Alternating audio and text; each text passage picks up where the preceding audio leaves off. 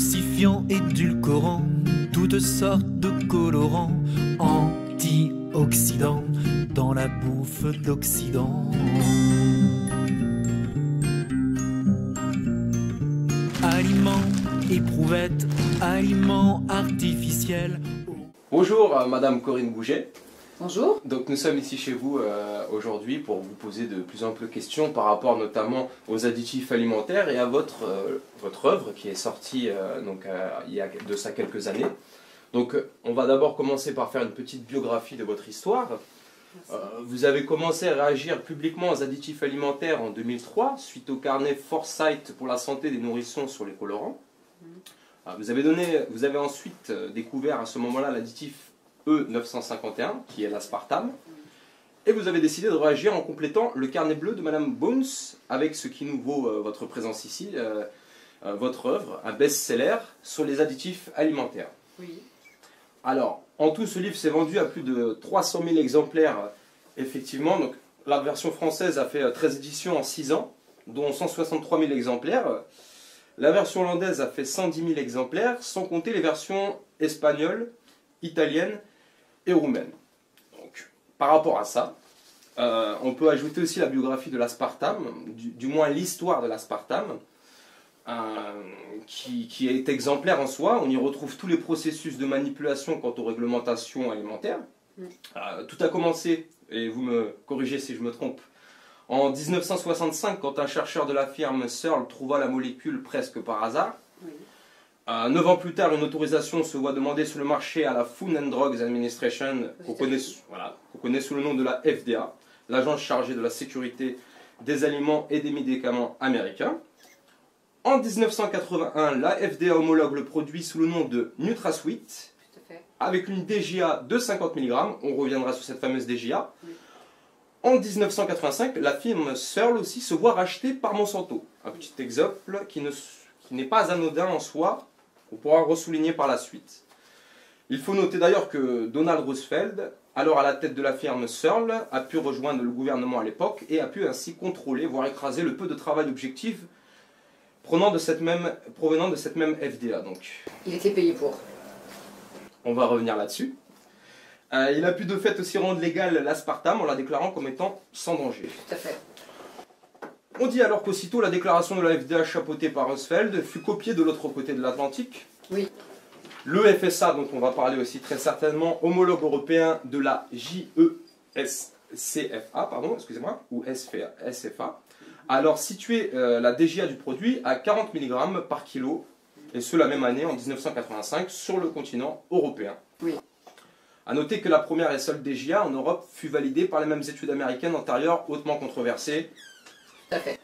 Donc aucune étude indépendante européenne n'a malheureusement n'a été faite. À l'époque non, et vous allez nous apprendre que peut-être que récemment nous allons en avoir une pour février 2013. Donc notre première question sera donc, tout simplement, que pensez-vous de cette fameuse DGA, dite dose journalière acceptable, reprise par Diane Benford, elle-même s'appuyant sur la thèse d'un toxicologue du XVIe siècle nommé Paracelsus, celui-ci évoquant le fait, déjà à l'époque, que toutes les substances pouvaient être des poisons, et que c'était la dose qui faisait la différence entre un poison et un remède. N'est-ce pas là le dogme à la fois ancien et contemporain que le système nous oppose pour promouvoir les additifs alimentaires? Tout à fait. Donc par rapport à cette dose journalière admissible, effectivement elle est plus élevée aux États-Unis qu'en Europe. Et c'est un énorme problème parce qu'en fait on ne peut pas donner une dose journalière admissible pour un édulcorant comme l'aspartame. La bonne et simple raison, c'est que l'aspartame contient du méthanol. Et donc, si vous voulez, il y a 3 composants dans l'aspartame. Il y a 50% de phénylalanine, qui est un acide aminé très important pour le corps, mais à l'état naturel. Donc, si on prend un steak de bœuf, il y aura 3-4%, il y aura très peu de phénylalanine, mais avec aussi des protéines et d'autres ingrédients qui vont permettre au corps de bien fonctionner. Dans l'aspartame, c'est 50% de phénylalanine uniquement. C'est trop, c'est une inondation de phénylalanine, selon le docteur Roberts, dont je vous parlerai tout à l'heure. Et donc cette phénylalanine-là, et c'était prouvé bien avant l'autorisation de l'édulcorant sur le marché, se dégrade dans le corps en DKP, en dicétopypérazine, qui à son tour provoque des tumeurs cérébrales très graves et des fois inopérables. Tout ça, c'était prouvé sur des singes et des rats avant l'autorisation de l'aspartame en 81. Et on a Searle, donc, comme vous le disiez tout à l'heure, a falsifié ces études en faisant des autopsies 1 an après, 6 mois après, sur ses postes de tête, et en falsifiant les rapports pour quand même autoriser l'aspartame sur le marché. Donc tout ça, ça se savait. Et donc du coup, il y a, après la phénylalanine, on a 40% d'acide aspartique, c'est énorme. Et là, c'est pas du tout d'origine naturelle. Et cet acide aspartique, lui, est le responsable de la destruction des neurones, parce qu'il va aller exciter les neurones, on appelle ça une excitotoxine, et le neurone, il explose. Mais c'est pas au bout de 10, 20, 30 ans de consommation, c'est, je répète et je maintiens, à chaque dose. Donc évidemment, des neurones, on en a des milliards dans le cerveau. Pendant des années, on s'est dit qu'on ne les régénérait pas, qu'on n'avait pas moyen d'en refaire. Maintenant, depuis une dizaine d'années, il y a des nouvelles sciences qui sont en train d'établir qu'il est possible que le corps puisse en refaire.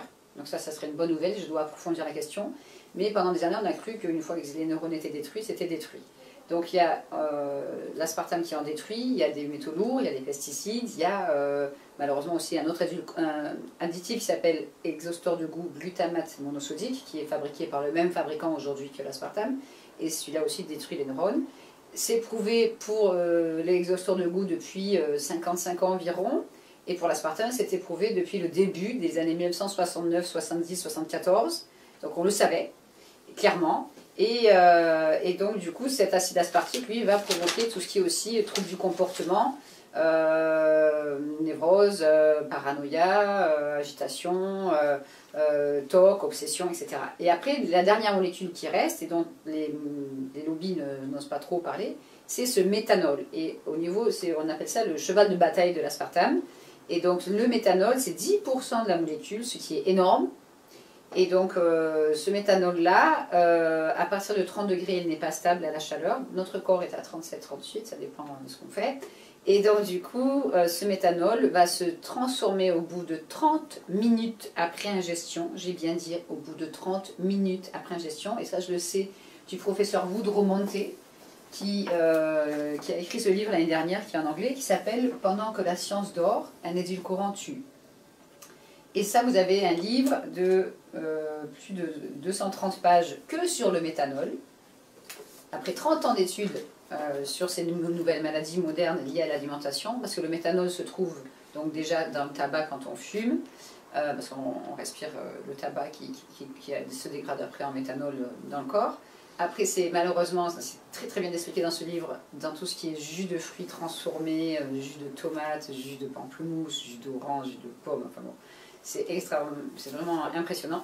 Et la source la plus dangereuse, c'est dans l'aspartame. Et donc le souci, c'est que cet expert, professeur Woodrow Monté, avait commencé à passer à la télé dans les années 85 pour dénoncer ce problème-là, aux États-Unis, pas en France. Et cette année-là, quand il est passé à la télé, il y a une jeune femme qui venait d'accoucher quelques mois plus tôt d'une petite fille avec une tête complètement déformée. Elle se serait appelée Joy, et cet enfant est né aveugle et sourde. Et elle est morte suite à un malaise le jour de sa naissance.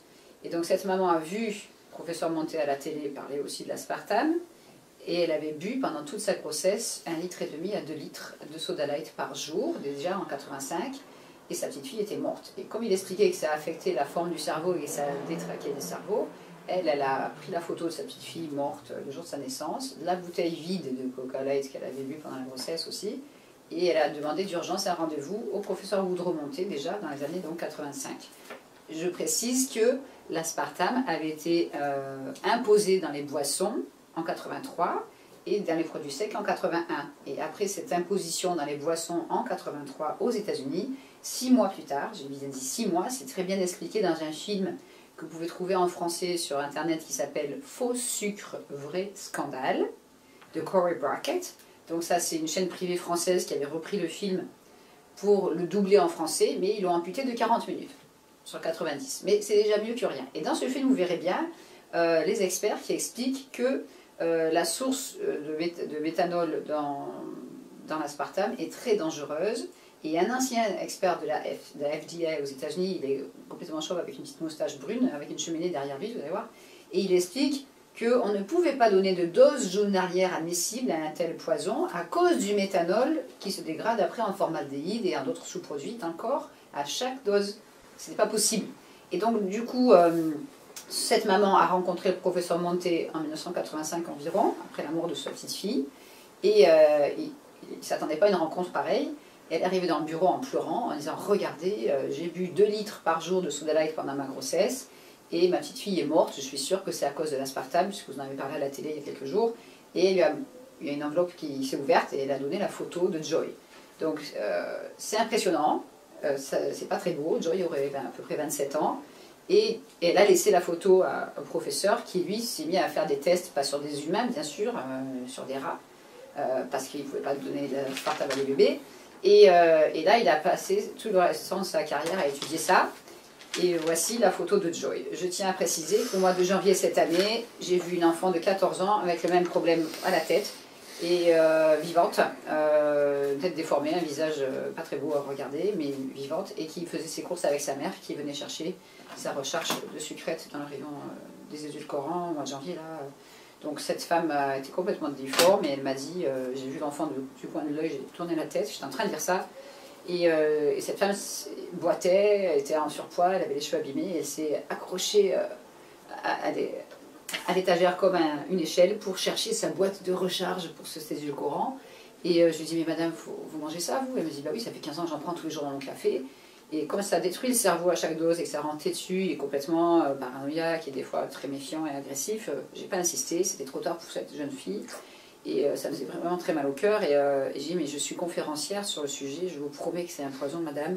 On se bat pour vous au niveau international pour qu'elle soit interdite l'année prochaine. Il faudrait arrêter. Et elle me dit, ben, j'arrêterai quand ça sera interdit. Et elle a pris son enfant qui a un gros problème de santé à la tête. Et elle lui a dit, et il y a quelqu'un qui s'est arrêté pour leur dire « Ah bonjour, bonne année, et surtout bonne santé !» Je me suis dit « C'est trop tard pour la santé !» Donc je suis rentrée chez moi, j'ai envoyé un email au professeur Woodrow Monté, qui est un ami, pour lui dire « J'ai vu ça ». Il me dit « J'en vois plein aussi aux États-Unis, en Nouvelle-Zélande, partout ». Et je dis, mais c'est pas possible de laisser faire ça, quoi. Effectivement, tous ces gens sont confrontés à ce même argument, donc cette fameuse dose journalière admissible qui est une aberration. C'est une aberration. Donc du coup, voici, je sais que c'est pas très beau, j'ai montré ça au ministère de la Santé l'année dernière. Oh, ils le savent, et donc c'était Joy, avec une tête complètement déformée à cause de ce méthanol, consommé à 2 litres par jour pendant la grossesse. Donc la maman n'a pas porté plainte à l'époque, ça aurait pu changer l'histoire. Mais depuis, le professeur Woodrow Monté a découvert, grâce à une nouvelle loi aux États-Unis l'année dernière, qu'il y a 35 ans, donc une étude qui avait été réalisée sur des femelles des lapins en gestation avait prouvé que la consommation d'aspartame pendant la grossesse sur ces lapins avait complètement déformé la tête de leur lapro. Et cette étude a été dissimulée par les autorités sanitaires américaines pendant 35 ans jusqu'en janvier l'année dernière. Et ça, c'est très grave de voir ça. Et donc, du coup, ils ont recherché cette étude et ont prouvé la toxicité de l'aspartame pendant la grossesse. Et en France, en Europe, on n'a pas parlé de cette étude qui a été récupérée. On dispose, je suis donc bénévole pour l'association Mission Possible Internationale, qui a été créée il y a 20 ans cette année par une femme extraordinaire qui s'appelle Betty Martini, que vous voyez dans ce film Faux sucre, vrai scandale. Et Betty Martini a voulu faire le travail des autorités sanitaires américaines qui ne le faisaient plus, parce qu'elle a failli perdre une amie à cause de l'aspartame dès le départ. Et donc elle s'est lancée dans ce combat. Elle a plus de 80 ans, elle passe ses jours et ses nuits sur son ordinateur à aider des milliers de gens. Et elle voyage énormément, elle fait beaucoup de conférences, même à son âge, et elle se battra jusqu'au bout, je crois, jusqu'à la fin de sa vie. Et donc je suis devenue bénévole en 2004, quand je suis rentrée en France, parce que je cherchais des textes, j'habitais en Angleterre, et j'ai cherché des textes en français sur ce sujet pour aider les Français qui ne sont pas bilingues, et ça c'est un énorme handicap pour les Français.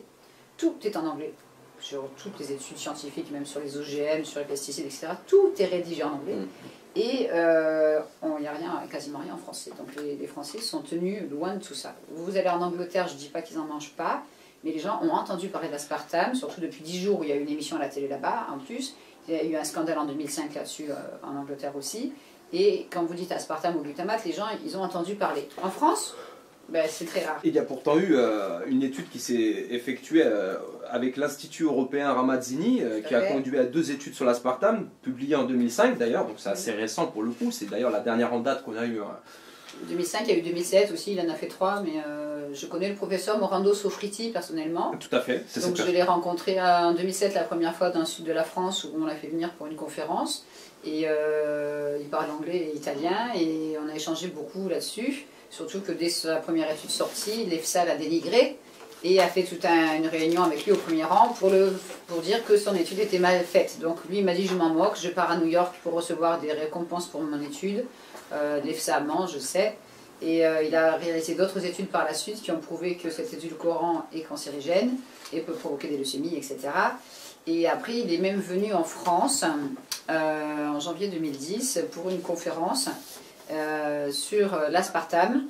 Et après, il a été aussi invité à Bruxelles au Parlement où je l'ai rejoint. C'était une certaine, on va dire, Corinne Lepage qui organisait ça. Et par quelqu'un de Strasbourg, on m'avait invité à participer à cette réunion publique, soi-disant, sur l'aspartame au Parlement.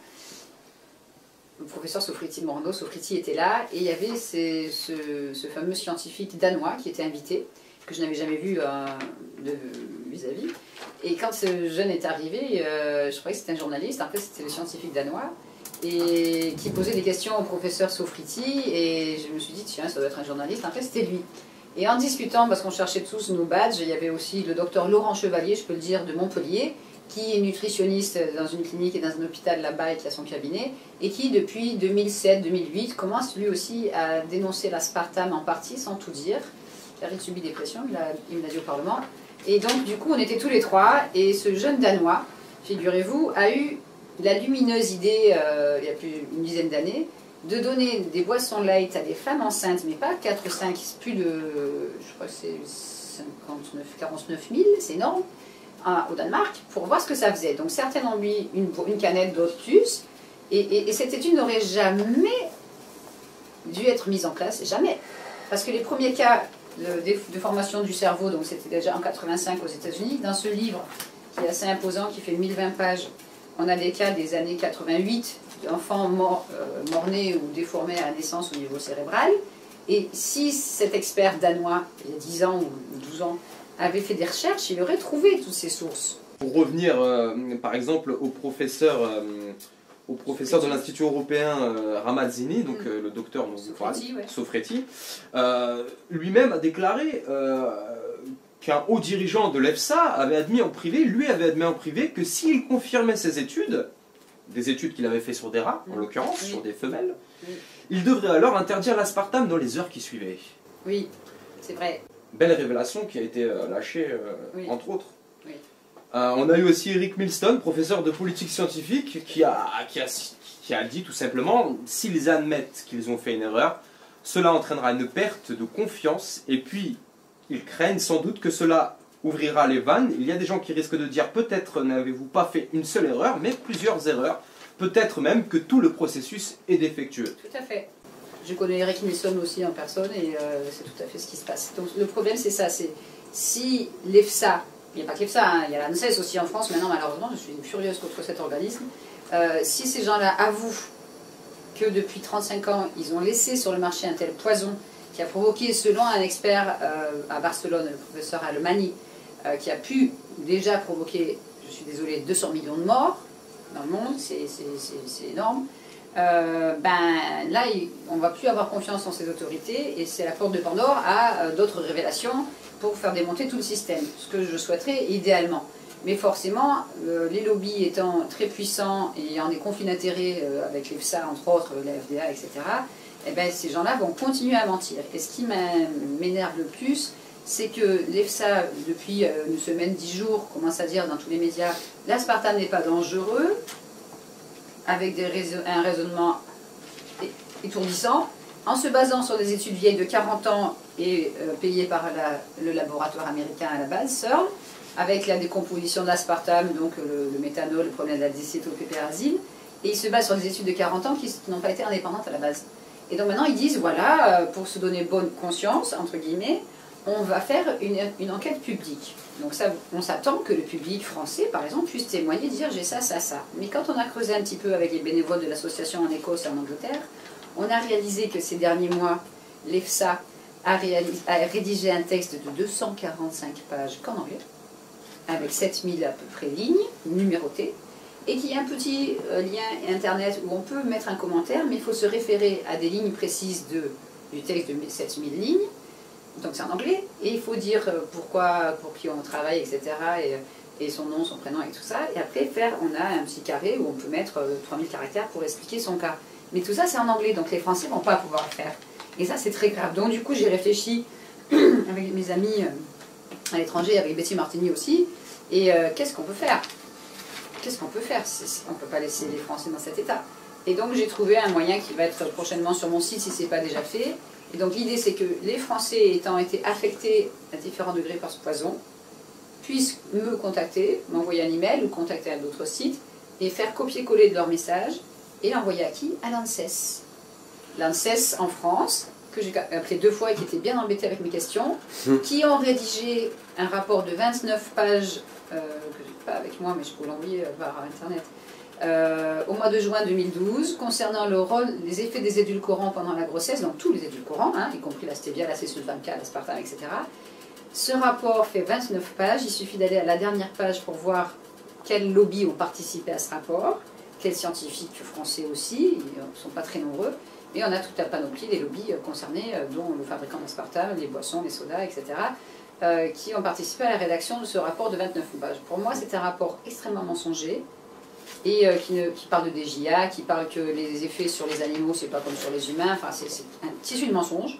Et pendant ce temps, on laisse des millions de femmes françaises consommer des chewing-gums pendant la grossesse pour éviter les nausées, prendre des édulcorants pour éviter trop grossir pendant la grossesse. Il y a même des sages-femmes pendant 20 ans en France qui ont conseillé cet édulcorant aux femmes enceintes sans savoir. Je ne jette pas la pierre aux sages-femmes, ni aux médecins qui ont prescrit des centaines de médicaments à l'aspartame à des enfants ou à des personnes toute leur carrière. Dans les responsables, en l'occurrence, on l'a bien compris sur l'EFSA. Si vous pouvez aussi d'ailleurs, puisqu'on ne l'a pas fait depuis le début, nous préciser qu'est-ce que l'EFSA plus précisément, nous parler aussi du Codex Alimentarius, pourquoi pas, de l'OMS et de tous ces pionniers face à l'EFSA, comité que je vous laisse développer. Alors j'avais sorti un petit magazine tout à l'heure. C'est très grave. Donc du coup ces gens-là, moi l'EFSA c'est très simple, ils ont reçu un expert en 2008 qui s'appelle professeur Ralph Walton. Non, je n'ai pas lu le magazine là. Et donc le professeur Ralph Walton est professeur en psychiatrie, et vous le verrez aussi dans ce film Faux sucre et scandale, où en 1985 il a reçu une patiente à l'hôpital qui faisait des attaques cérébrales et des crises de folie alors qu'elle n'avait pas changé son traitement. Donc il a fait des recherches et très rapidement ils ont découvert qu'elle avait changé quelque chose dans son alimentation. Elle voulait maigrir, perdre quelques kilos, et elle s'était pris à prendre du NutraSweet, donc l'édulcorant américain, pour maigrir. Et c'est ces crises qui ont accéléré ces troubles du comportement plutôt graves.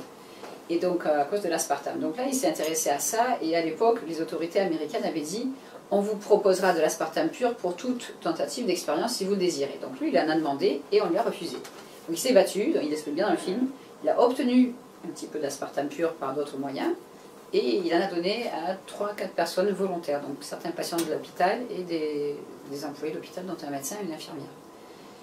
Le problème, c'est que là c'était l'aspartame pur, donc c'est un vrai poison. Et donc dès la première ou deuxième boisson, un des médecins qui prenait part à l'expérience a perdu un œil. Donc il a eu il a perdu la vue à un œil, il a eu un saignement oculaire assez violent, c'est pour ça tout à l'heure on en parlait. Mais...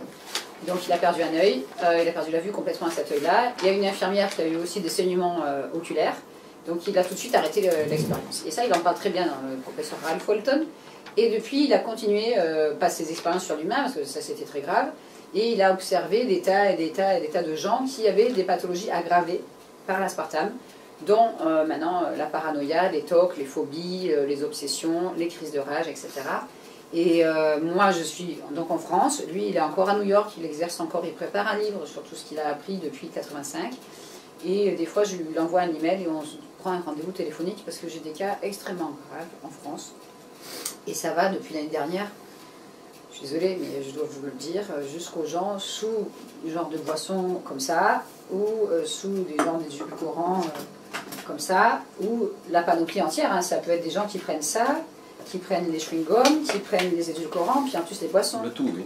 Donc du coup, vous avez des choses comme ça qui ne sont pas forcément bienfaisantes, mais qui sont bon marché pour des choses comme ça, et qui se retrouvent à consommer de fortes quantités. Donc ça s'accumule, ça s'accumule. Les personnes âgées qui ont pris juste 2 sucrètes par jour dans leur yaourt pendant 20 ans, elles auront des symptômes, mais ce n'est pas des gens qui font du sport à haut niveau, ce n'est pas des gens qui elles vont prendre du poids, avoir des migraines, on ne va pas faire le lien.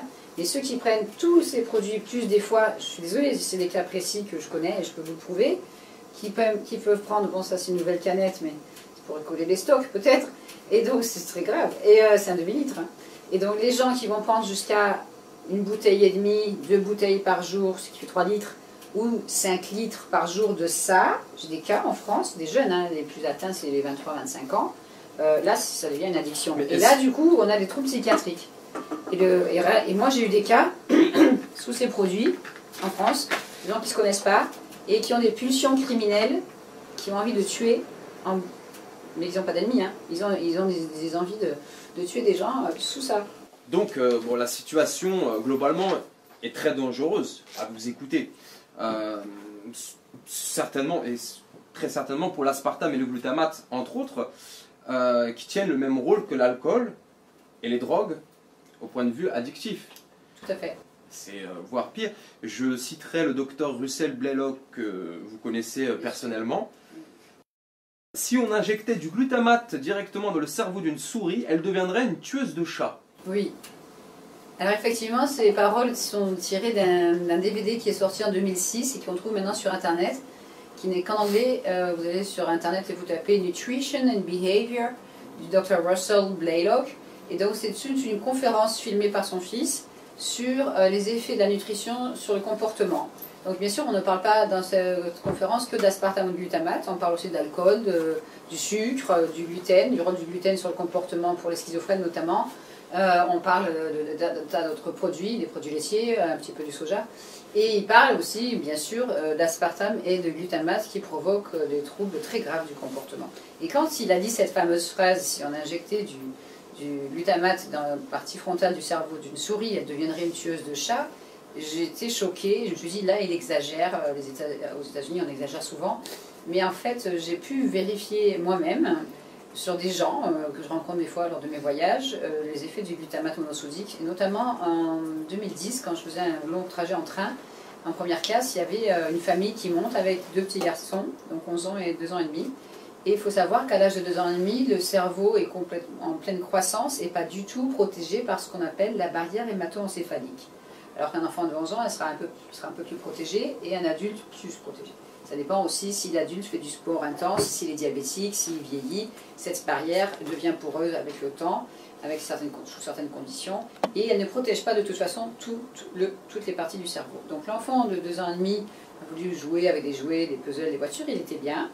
Et après j'ai faim, donc la maman a sorti des brioches pour donner à manger des petites brioches. Donc j'ai demandé par intérêt la liste des ingrédients des brioches, ça allait. Donc il n'y avait pas d'arôme, il n'y avait pas d'extrait de levure, il n'y avait pas même pas de glutamate dans les brioches, et c'est rare. Et puis à un moment, j'ai faim, et le papa a sorti des timbales en plastique. Je me suis dit, il va sortir de l'eau, du soda, ou n'importe. Et à ma grande surprise, il a mis dans la timbale des enfants une poignée de chips aux cacahuètes très connues en France, qui contiennent toutes du glutamate. Là, je me suis souvenu cette phrase sur les souris du docteur Blaylock, et je me suis dit, on va voir ce que ça va faire aux petits. Ça ne va pas le tuer sur le coup, sinon on le saurait. Donc du coup, j'ai observé, j'ai regardé l'heure, j'ai dit on va voir combien de temps il va réagir. C'est passionnant, moi je suis passionnée par ce sujet, le rôle de la nutrition sur le comportement, c'est vraiment un truc extraordinaire. Et donc, 15 minutes plus tard, je dis bien 15 minutes, cet enfant s'est mis à sauter sur le fauteuil, à parler fort, complètement énervé, un petit démon. Et la mère n'arrivait pas à le calmer parce qu'il était assis à côté de la maman. Donc là, j'étais impressionnée, mais je n'osais pas trop rigoler parce que le papa était assez corpulent.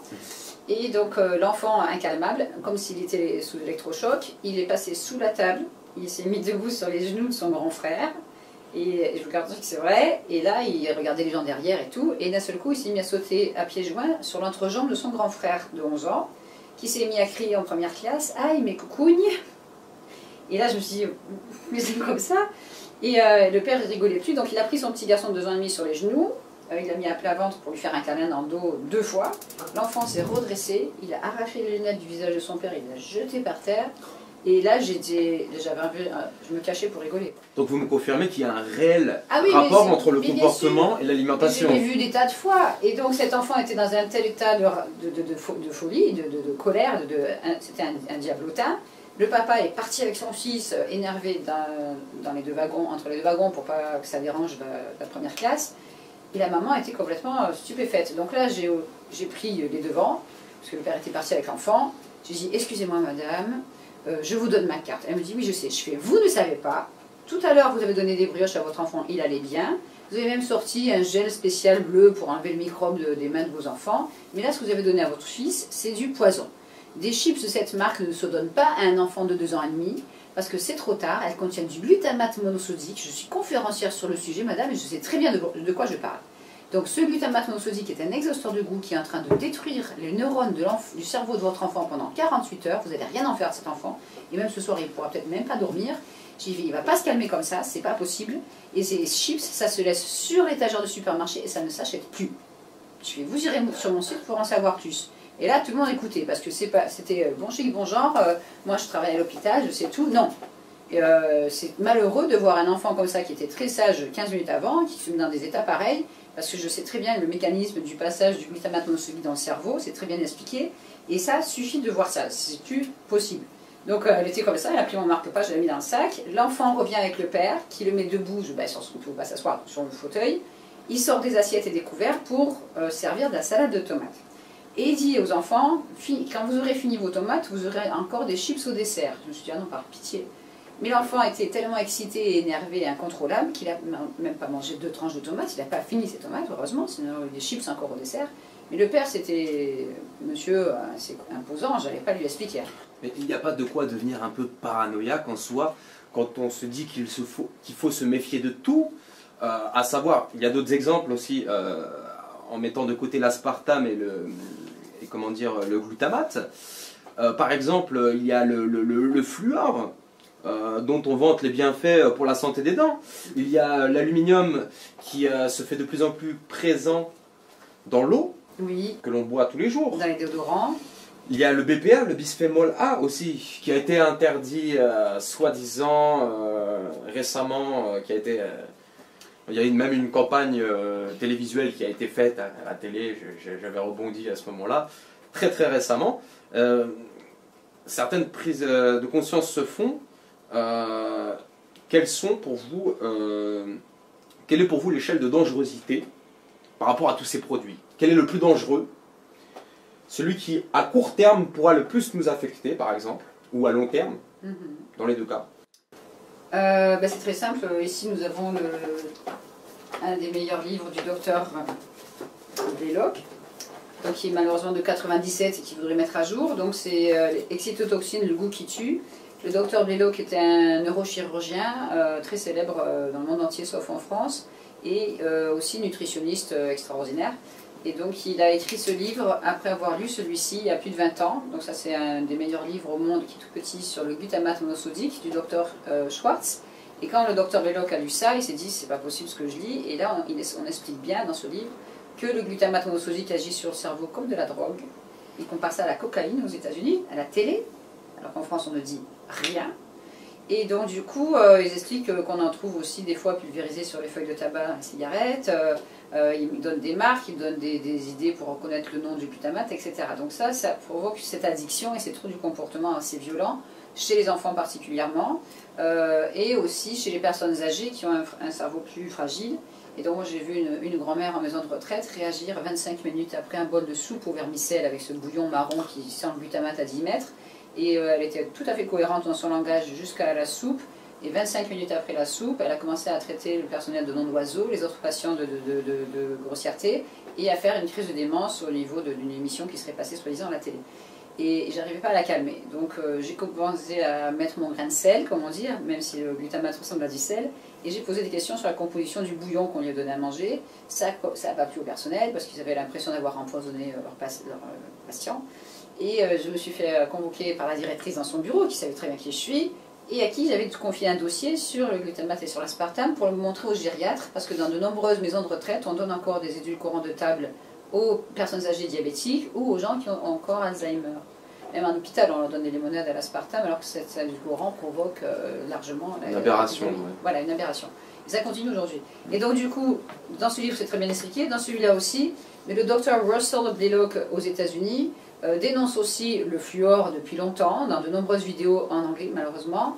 Il dénonce aussi la toxicité des vaccins dans d'autres livres qu'il a, et il dénonce aussi la toxicité du soja, entre autres, etc. etc. Donc c'est quelqu'un qui est vraiment, qui a une grande connaissance, qui est très connu et très populaire, et qui a pris sa retraite en 2005. Et en fait, il a continué ses recherches après sa retraite, et là, il a découvert encore plus d'informations sur le glutamate monosodique, etc. Et tout ça n'est pas publié en France. Donc le fluor, bien sûr, c'est un énorme scandale aux États-Unis. Il y a des livres, il y a des films, il y a des tas de reportages dessus en anglais. En France, on n'y est pas encore, je suis désolée. Et donc, du coup, pour le fluor, il y a un médecin français qui n'habite plus en France, mais c'est le docteur Bernard Montin, qui a fait un livre chez Très Daniel il y a plusieurs années qui s'appelle Fluor, une erreur majeure. Comment faire autrement? Bon, c'est un livre qui est facile à lire, qui est écrit assez gros en français, qu'on peut lire rapidement en une journée. Hein. Et là, on apprend que finalement, c'est pas du tout ce qu'on a fait croire, que quand on en donne au bébé en gouttes, selon les conseils du pédiatre, il y en a encore qui le font aujourd'hui en France, et ben, du coup, on fait croire que c'est pour renforcer les futures dents, etc., ce qui est faux. Et le souci, c'est que ça va affecter plus les petits garçons que les petites filles. Et en grandissant, les petits garçons à qui on aura donné du fluor en gouttes ou en comprimé ou autre, je ne sais plus quelle forme ça a, tout petits, peuvent développer ce qu'on appelle des cancers des os. Je connais un cas en France.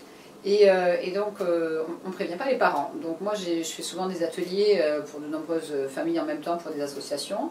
Et quand on fait une conférence le samedi soir, le dimanche matin, on propose des fois de faire un monstre avec les emballages.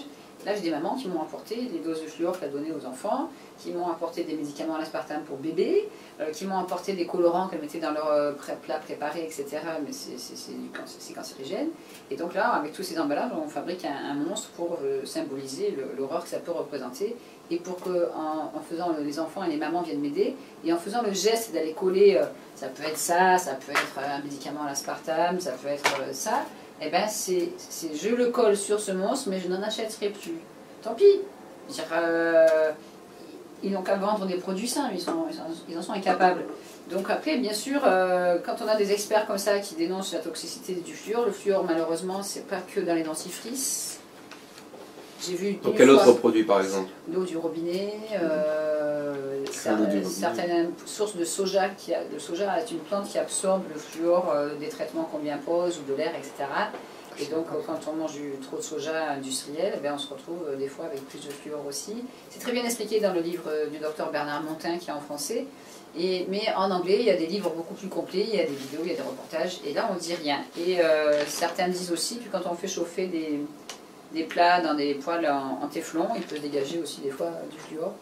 Et on ne dit rien, quoi. Et donc le fluor, bien sûr, va affecter le corps du consommateur et parfois le comportement, le cerveau, le système nerveux. Mais bien sûr, si vous imaginez qu'il y a des chewing-gums au fluor sans sucre, vendus des fois en pharmacie, donc là vous mâchez un chewing-gum au fluor avec de l'aspartame.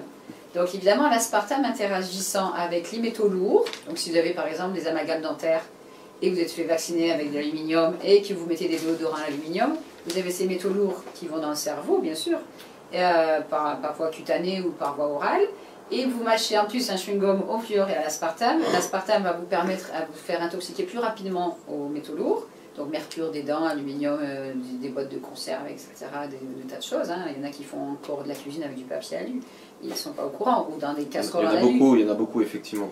Il y a eu toute une génération de grands-parents qui ont cuisiné avec des casseroles en alu, des tas d'ustensiles en alu. Et donc maintenant ça se voit moins, ça commence à être interdit depuis un certain nombre d'années dans les cantines, mais il y a encore des gens qui vont louer d'énormes marmites en alu pour faire des grands événements, et parce que c'est moins cher et c'est plus léger. Et voilà, donc il y a encore des casseroles neuves et des poêles à crêpes en alu vendus et des cafetières, parce que c'est léger, c'est moins lourd et c'est moins cher. Et ça existe encore, il y a encore des usines qui fabriquent ces matériaux-là pour cuisiner. C'est une aberration parce que au contact de la chaleur, l'aluminium passe dans le plat, la soupe, le gratin, etc.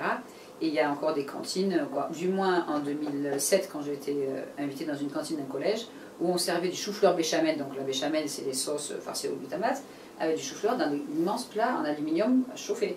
Donc là, l'enfant, à la cantine, mangent du chou-fleur béchamel au glutamate avec des traces d'aluminium. Comment voulez-vous que ces élèves puissent se concentrer à 14h30 en cours? C'est techniquement impossible. Donc moi j'ai eu un cas très grave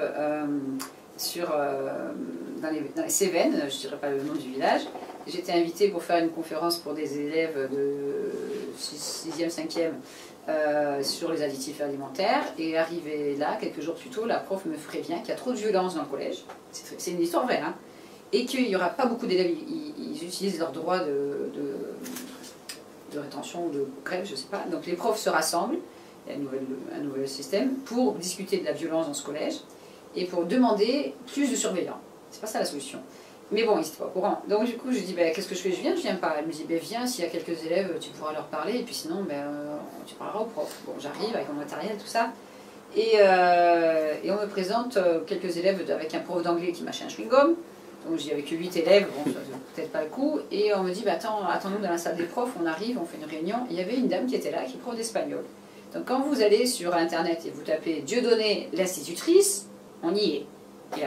Il exagère à peine, on y est. Je suis désolée, moi j'adore ce sketch. Je pourrais le regarder tous les jours, j'en rigole encore. Mais on y est. Parce que quand il parle des enfants qui s'attaquent à coups de compas et de ciseaux, on y est. En France, moi j'ai 46 ans pour tout vous dire. Et quand j'avais 15-16 ans, au lycée et au collège, il n'y avait pas d'obèse morbide, il n'y avait pas d'épileptique, on ne s'attaquait pas à coups de compas et de ciseaux ni au couteau, il n'y avait pas de revolver, il n'y avait pas d'enfants qui s'entretuaient dans la cour, ou d'institutrices qui simulaient par le feu dans la cour pour protester. C'est arrivé en France aussi, il faut arrêter.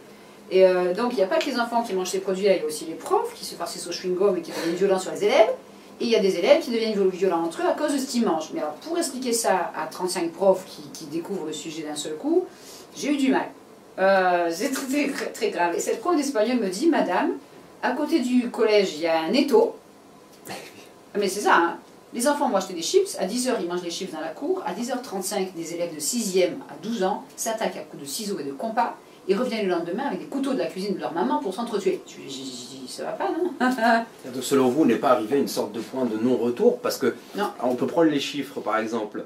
Il y a à peu près 55% des cancers recensés, d'après des études objectives, qui sont dus à ces fameux additifs alimentaires. Qui sont liés à l'alimentation. À l'alimentation. Il n'y a pas que des additifs qui font des cancers. Les premières études par rapport au lien entre l'hyperactivité, les troubles du comportement et les colorants ont commencé avec l'association PenGold aux États-Unis il y a 35 ans.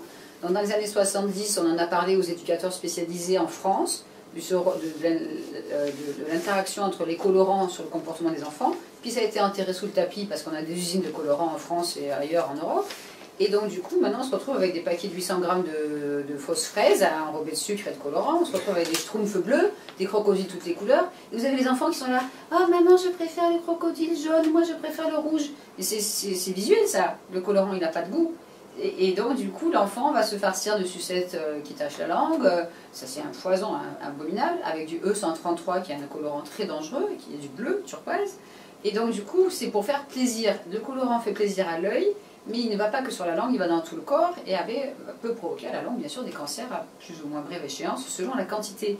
Mais aujourd'hui, les doses de glutamate sont illimitées dans la nourriture, donc c'est caché dans les arômes, c'est caché dans différents produits, et l'addiction est instantanée, on finit le paquet de bonbons, on sent mal après des fois, mais on va surtout en racheter parce qu'on s'est dit c'était bon. C'est pas parce que c'est bon au goût que c'est bon pour la santé, il faut comprendre ça. Donc quand je vais voir des enfants, j'utilise l'histoire de Blanche-Neige avec cette nain. On parle de la sorcière, qui sait, qu'est-ce qu'elle fait, est-ce qu'elle est belle, est-ce qu'elle est intelligente, machin. Et on arrive, quand elle apporte sa pomme empoisonnée, pourquoi elle ne mange pas sa pomme? Ah ben parce qu'elle sait ce qu'elle a mis dedans. À qui elle la donne? À Blanche-Neige. Pourquoi Blanche-Neige la mange? Ben, Blanche-Neige, elle est jolie, mais elle est un peu naïve, elle ne sait pas. Bien sûr qu'elle ne sait pas. Mais Blanche-Neige, elle n'a pas existé.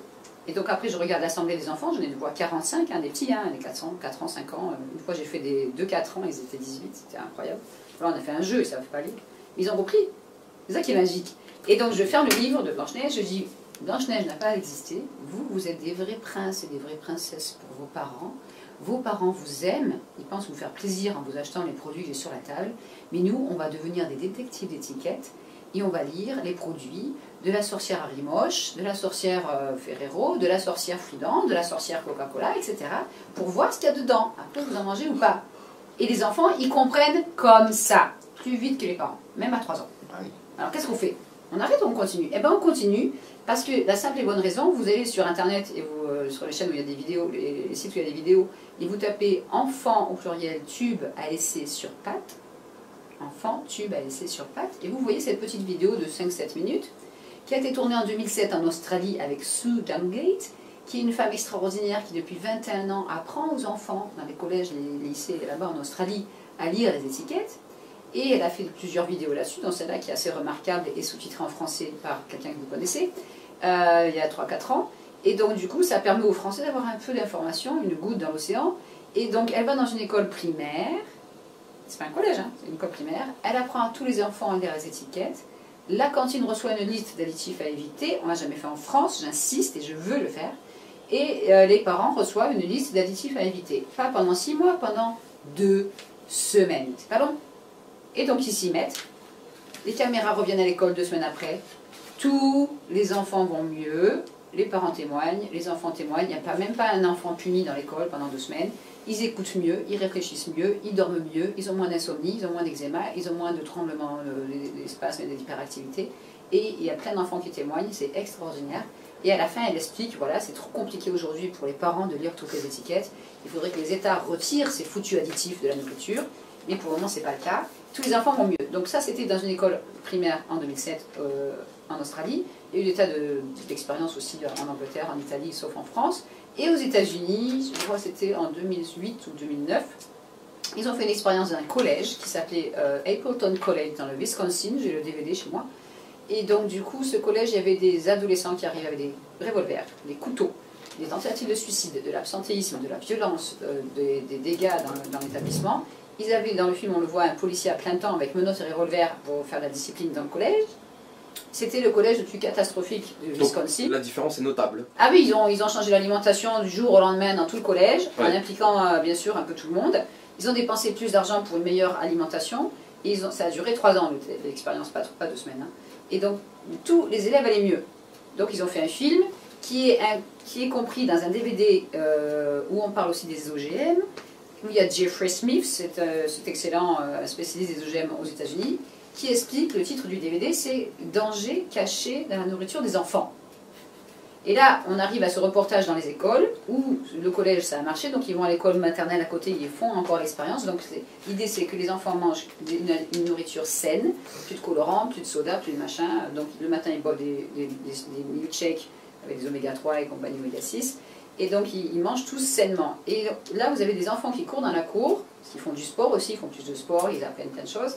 Et il y a une institutrice qui est dans la cour et qui dit, une phrase qui m'a choquée, « Nous sommes en face d'une génération d'enfants qui est plus malade que celle de ses parents et qui risque de disparaître avant leurs parents. » Et ça, si vous regardez le film « Nos enfants nous accuseront », vous voyez le début tout début du film, il y a un docteur Meyer, je crois qu'il s'appelle, un Américain, qui est devant une immense assemblée et qui dit la même chose. Il dit « Nous sommes en face d'une première génération d'enfants qui est plus malade que celle de ses parents. » Donc moi, sur le coup, ça choque, des phrases comme ça, c'est évident. Mais j'ai fait un atelier un jour pour des 5-6 ans dans une école à Paris. Et puis j'ai vu les enfants qu'ils étaient. Et il y a un petit garçon, il a dit, moi je bois 10 verres de soda zéro par jour, à 8h, et à 8h du soir, j'en bois encore. Et à 1h du matin, je ne suis toujours pas couché. Il y en avait un, c'était 7 verres par jour. Donc là, c'est les parents qui achètent ça. Et cet enfant de 6 ans, il avait des jambes qui tremblaient en cours. Et il s'endormait sur la table à maternelle au lieu d'écouter la maîtresse. Parce que lui, il dort plus. 6 ans. Non mais moi j'ai halluciné. Donc il y a un gros problème de désinformation et il faut changer les choses. Donc j'ai eu le plaisir, il n'y a pas très longtemps, parce que en France, il va y avoir une première étude sur le lien entre l'alimentation et le comportement qui va être mise en place au mois de juin. Et ça, on va vous le dire. Et ça sera suivi par le ministère de l'Éducation, figurez-vous. J'aimerais bien y aller. Mais seulement, ils ne vont pas faire aussi des reportages aussi pertinents qu'en Australie ou aux États-Unis.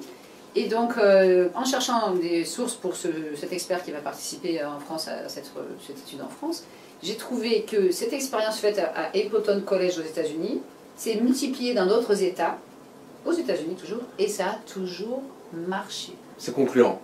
Ah, c'est concluant. Vous arrêtez, surtout à cet âge-là, quand on est un enfant ou un adolescent, on grandit encore, c'est plus facile à désintoxiquer et à s'en remettre qu'une personne âgée qui a pris 30 ans d'édulcorant. Alors la tâche est notamment difficile, sachant qu'on n'a pas parlé par exemple de la gélatine de porc. Vous pouvez nous en parler aussi, faire une petite parenthèse si possible par rapport à cette fameuse gélatine de porc que vous avez évoquée sur ce fameux reportage Mâche et crève sur France 3. Ah ben j'ai le bocal là, vous voulez?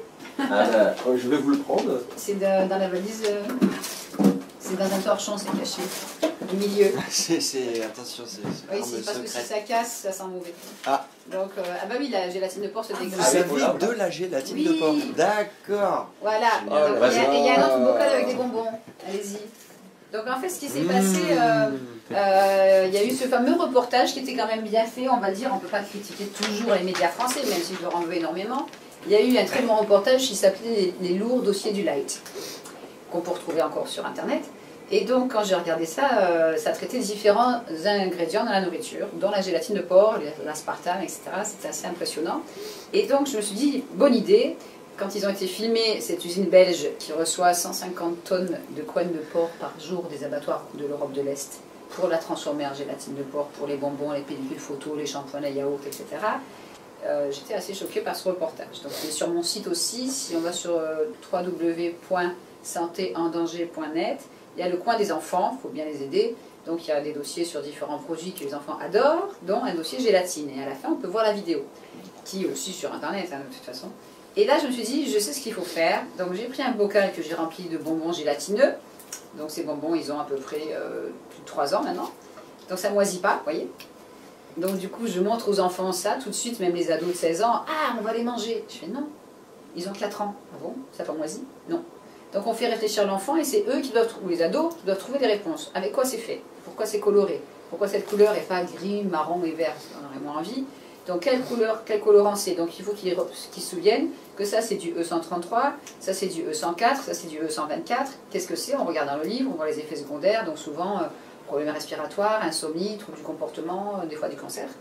À forte dose, hein, et les enfants en mangent énormément aujourd'hui. Tout à fait. Donc, beaucoup plus qu'il y a 40 ans. Et donc après, il faut qu'ils disent ce qu'il y a dedans. Et c'est extraordinaire. Il y a des enfants de 8 ans qui me disent c'est de la gélatine, de la graisse de putois. Des filles de 14 ans qui m'ont dit c'est de la graisse de baleine.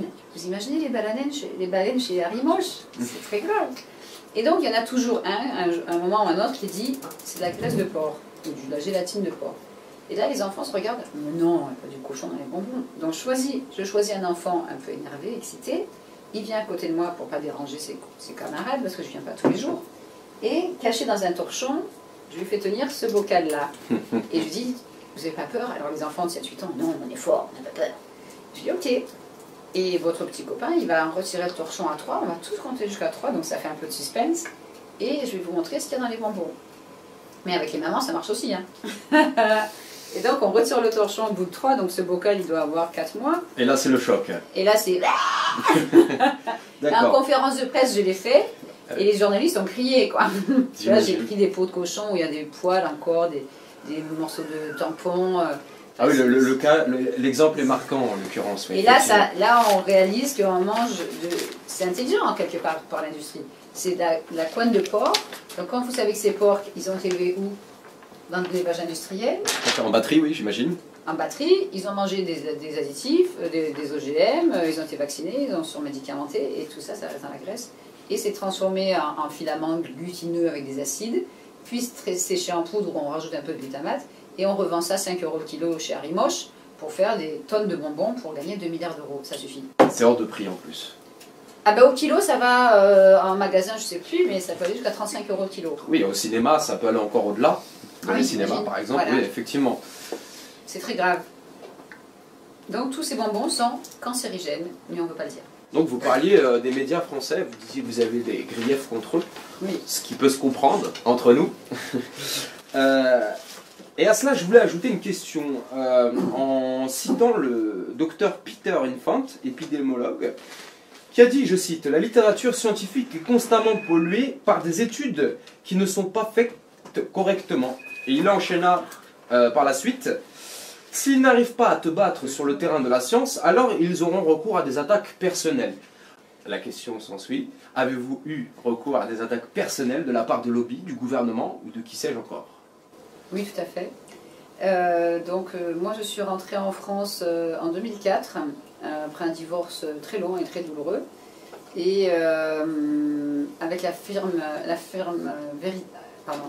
intention d'écrire ce livre, puisque j'avais brutalement découvert la vérité sur l'aspartame fin 2003, grâce à la mise à jour de ce petit carnet bleu de Madame Bounce Find Out, qui avait mis à jour son livre pour la première fois depuis 16 ans, et donc où elle parlait du livre du docteur Blaylock sur les excitotoxines qui détruisent le cerveau et qui provoquent des problèmes de santé terribles. Donc j'avais ce livre avec moi, un autre livre sur les additifs. Je suis rentrée en France et j'avais découvert des preuves vidéo sur le mauvais comportement de mon ex-mari qui était accablante, et avec ça je me suis dit c'est bon, on ne verra plus.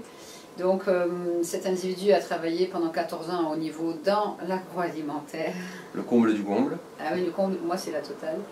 Et je m'étais dit, avec ces preuves-là, il ne va plus nous embêter. Mes filles avaient 6 et 9 ans quand je suis rentrée en France. Elles avaient vécu des choses très difficiles, on ne va pas tout dire là. Et donc mon but c'était de les protéger. Donc elles étaient suivies par des neuropsychiatres, des gens spécialisés pour les aider à surmonter ces épreuves et ces souvenirs. Et le but c'était qu'on écrive ce livre. Donc Mélodie, qui avait 9 ans, m'aidait beaucoup. Et rentrant en France, j'avais découvert un tout petit peu de vérité. Elle me dit, maman, on va aller sur Internet et on va trouver la fameuse liste des 92 effets secondaires de l'aspartame qui est reconnue aux États-Unis depuis avril 1995.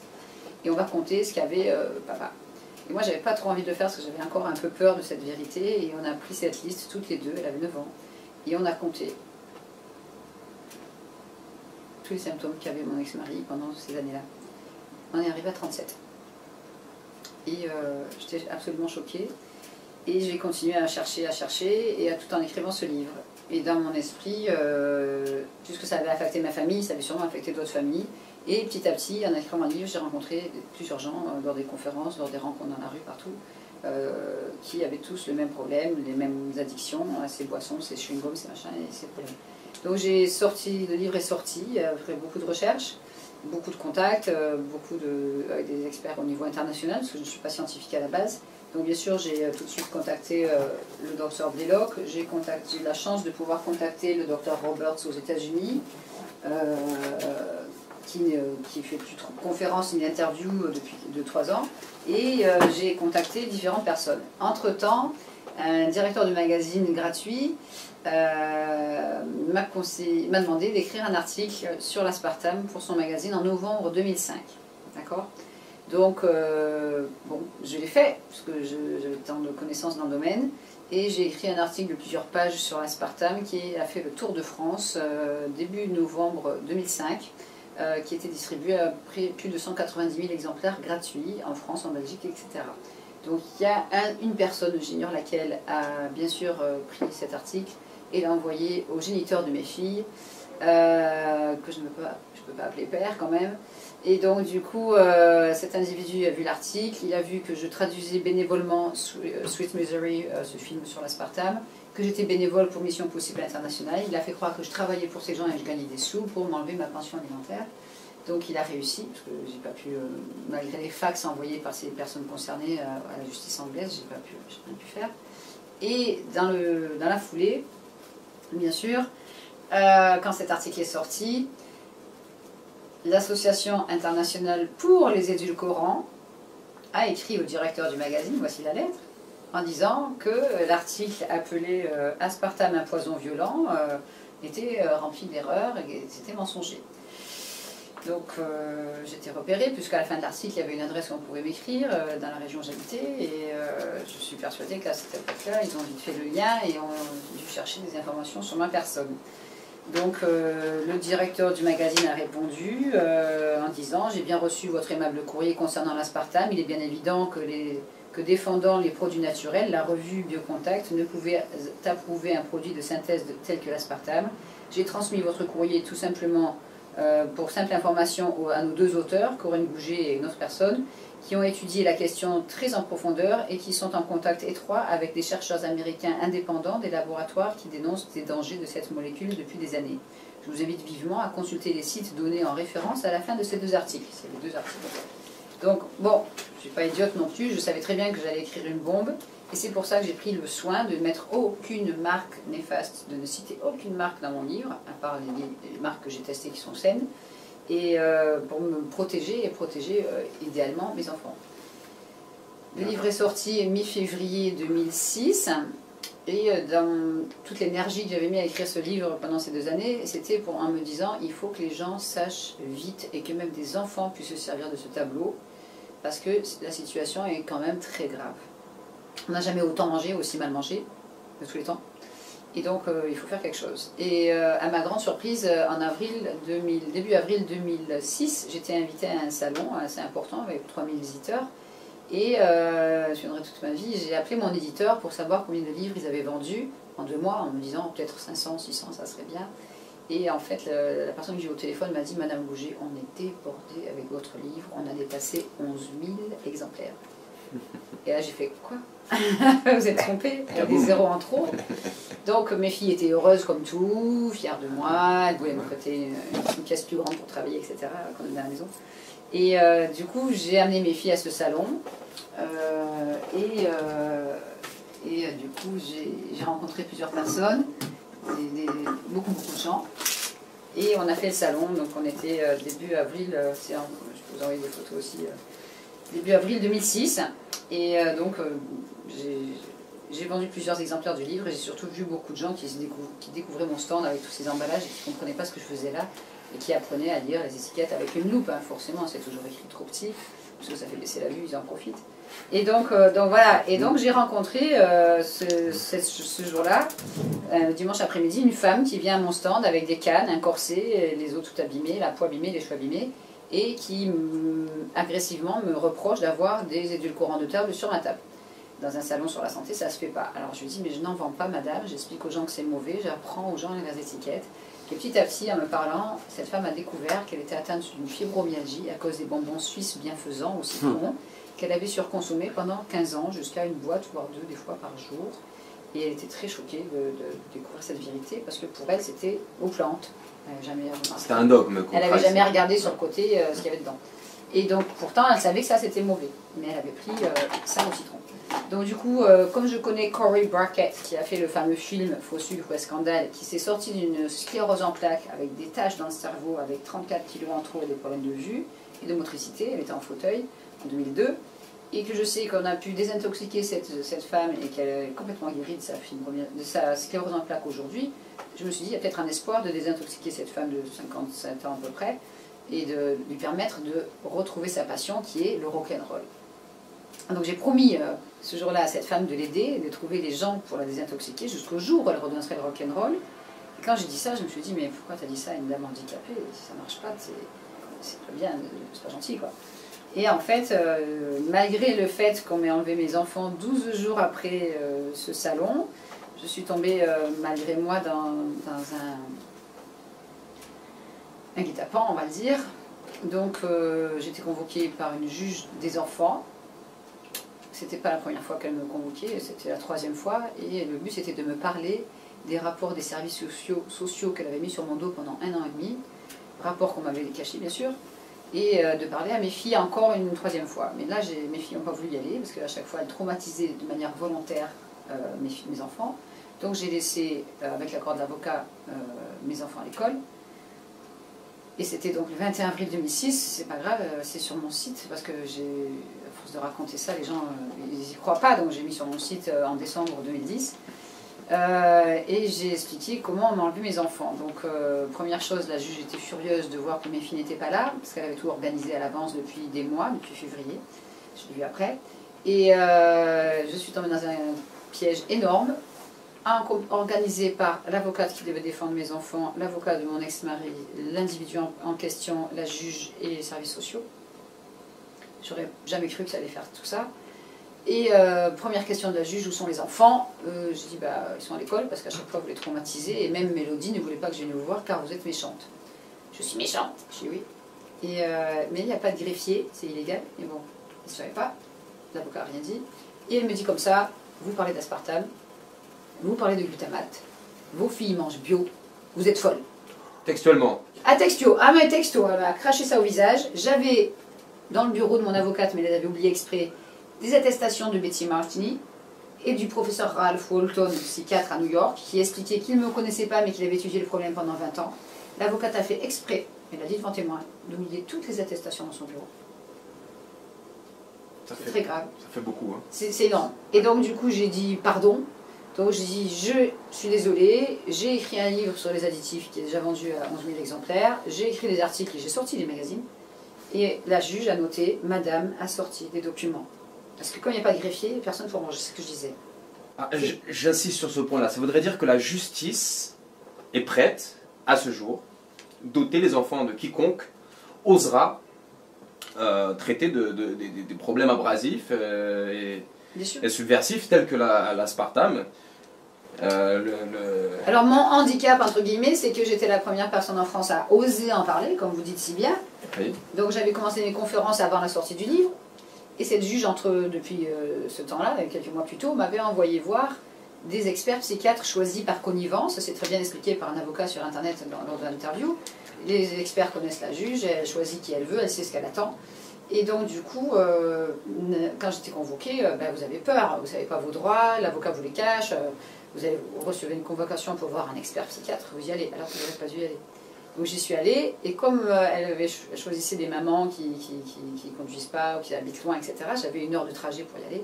Donc je faisais des recherches sur une maladie du sang provoquée par l'aspartame, c'est une chute de plaquettes dans le sang qui provoque un tas de problèmes de santé. Et dans mon sac à dos, j'avais pris ça. Évidemment, vous arrivez à l'hôpital de Montpellier pour voir ce psychiatre avec ça dans mon sac à dos. Moi, arrive dans la salle d'attente, il fait exprès de vous faire patienter pour vous faire angoisser, c'est des techniques. Hein. Donc j'avais ça sur les genoux. Bon, j'aurais pas dû peut-être, mais finalement je regrette pas. À un moment j'ai regretté, mais non. Donc il a vu ça, j'ai vite fermé, j'ai mis dans mon sac à dos. Et pendant l'entretien d'1h20 à peu près avec celui-là, qui existe, qui est toujours en vie, et qui pratique encore, il m'a dit, vous en avez un gros sac à dos? Alors je dis oui. Il me dit, il y a quoi dedans? Alors vous faites quoi? Vous sortez le livre ou vous sortez pas le livre? Ben, j'ai sorti le livre, parce que je me suis dit, si je ne sors pas, il va dire que je suis parano, donc j'ai pas envie qu'il dise que je suis parano. Donc j'ai sorti le livre, il a commencé à feuilleter, parce qu'il savait lire l'anglais, l'animal. Et puis moi, j'avais des larmes aux yeux, je disais, vous savez, ça détruit le cerveau des enfants dans le ventre de la mère, j'ai lu de nombreux livres là-dessus, ça provoque des déformations, ça fait Alzheimer.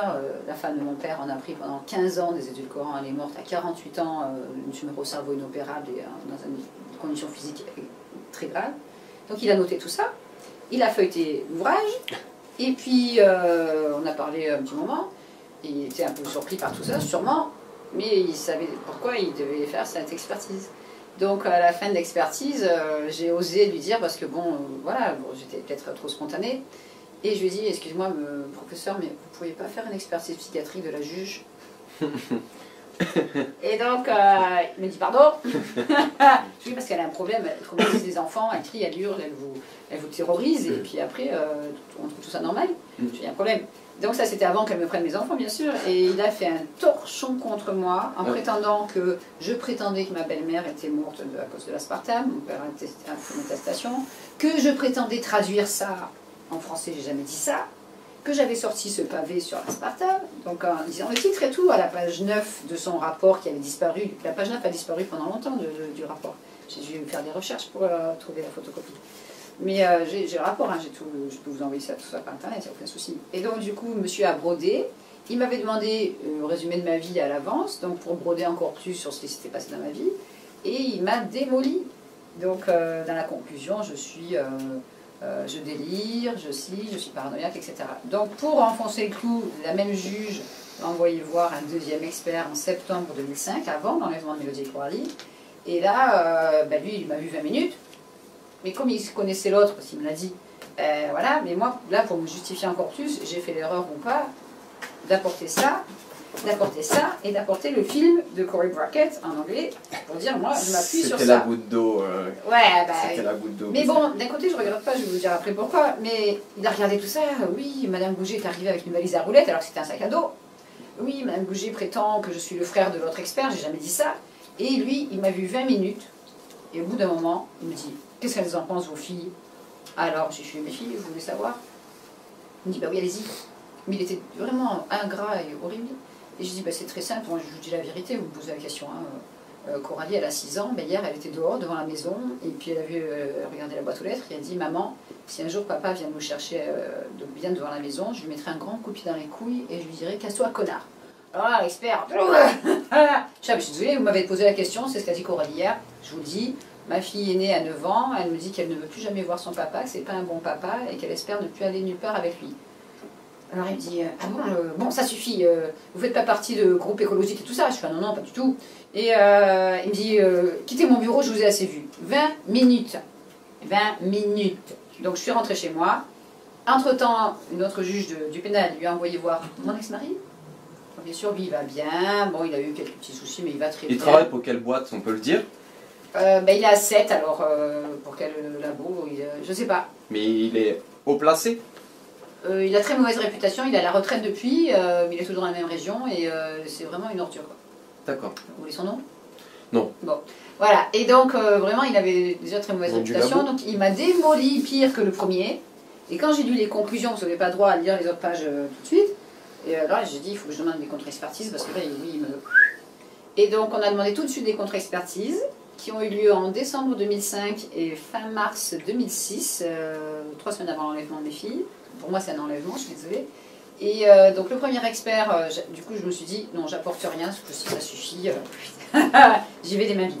Et donc, l'expert, bon, alors voilà, dans certains documents, on dit que vous êtes, vous imaginez des choses, vous délirez, que vous appuyez sur des faits non scientifiques. Je fais, ah bon?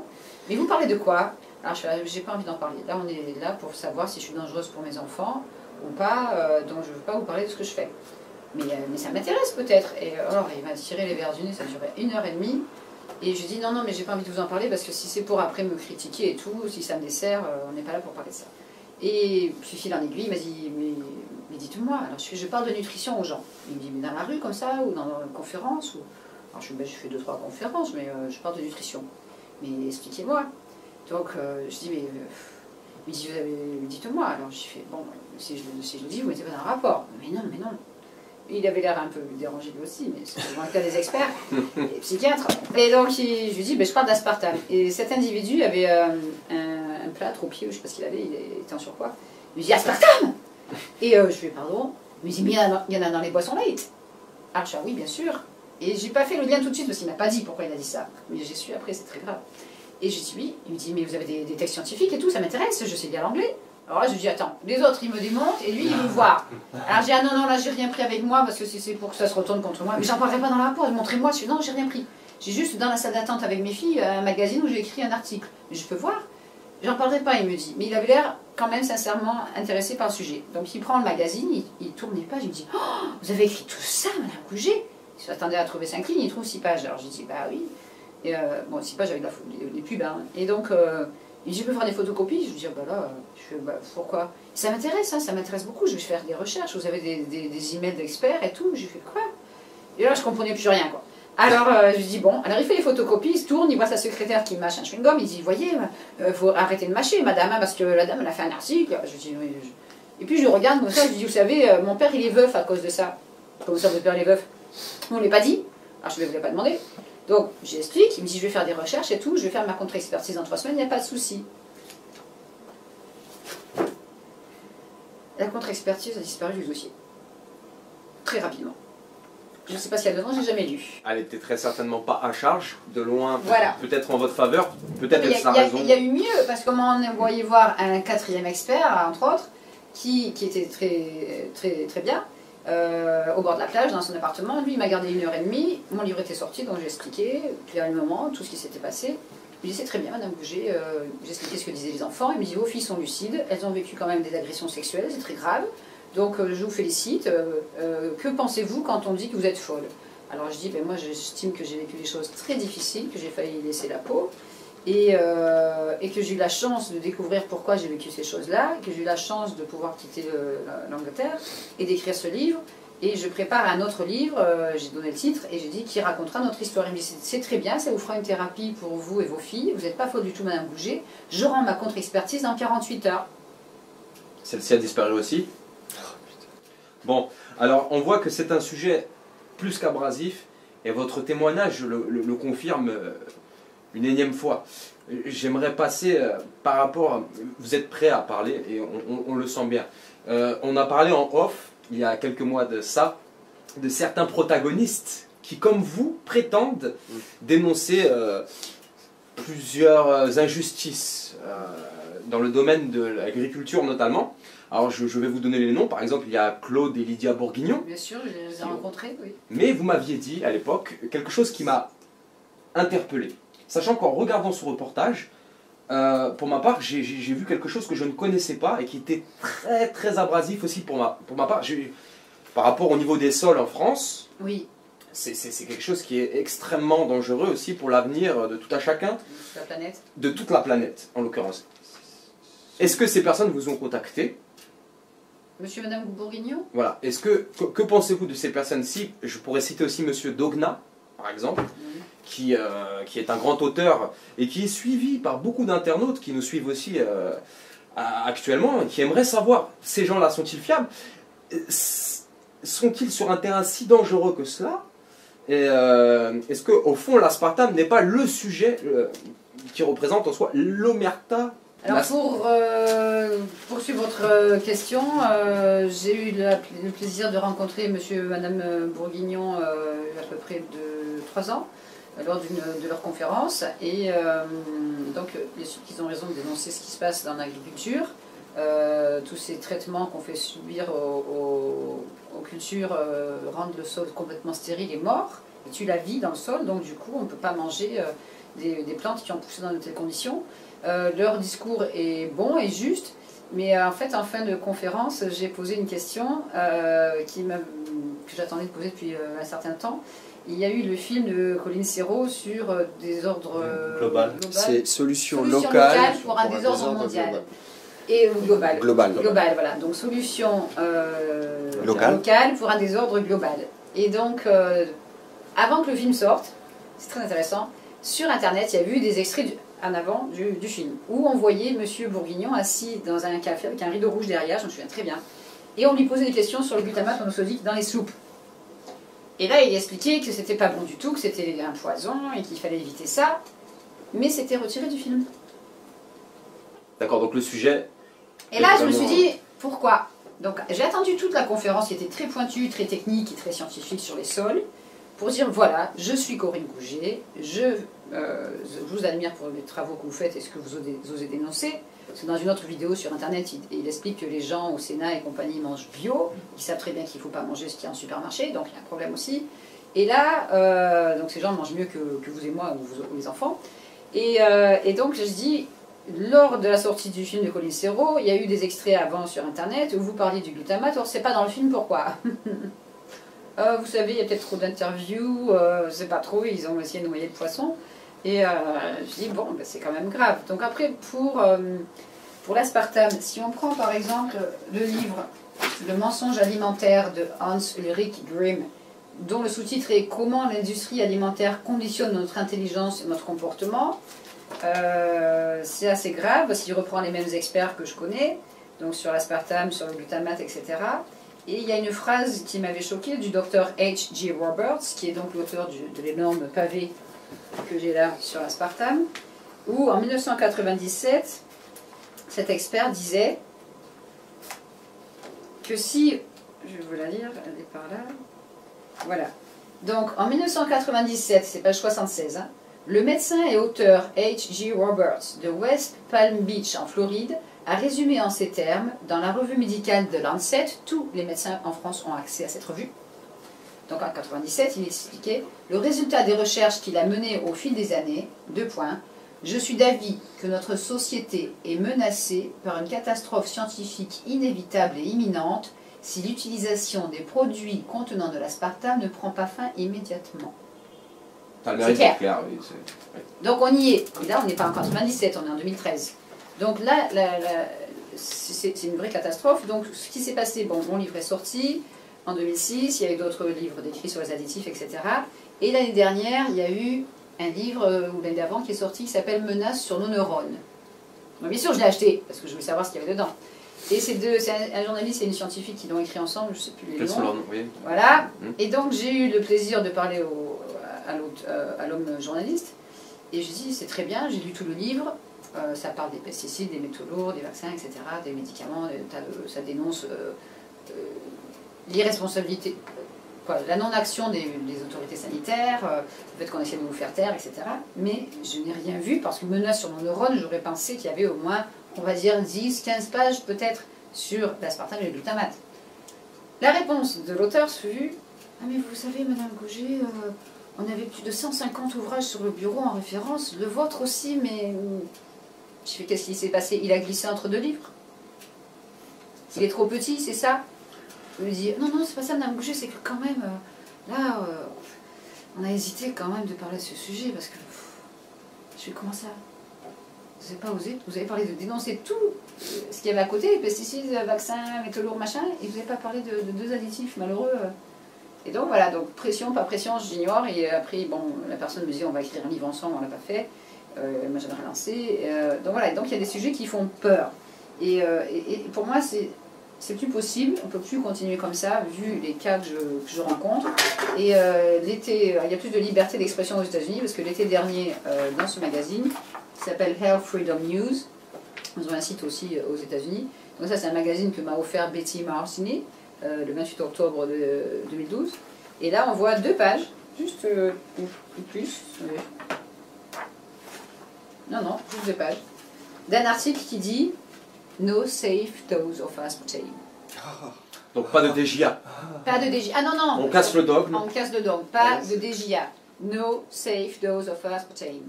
Et c'est un article encore de Betty Martini qui explique sur 1 page et demie, donc, et les dégâts que ça fait, etc. Et à la fin, des commentaires du célèbre docteur Bill Deagle.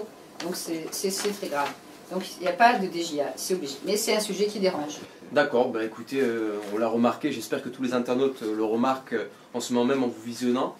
Je vous remercie encore une fois, Madame Gouget, d'avoir été avec nous. Et j'espère vous avoir sur notre antenne très prochainement, sur d'autres médias alternatifs français et de vous voir à l'étranger aussi. Voilà. Merci beaucoup. Bonne journée à vous. Merci. Au revoir. Au revoir.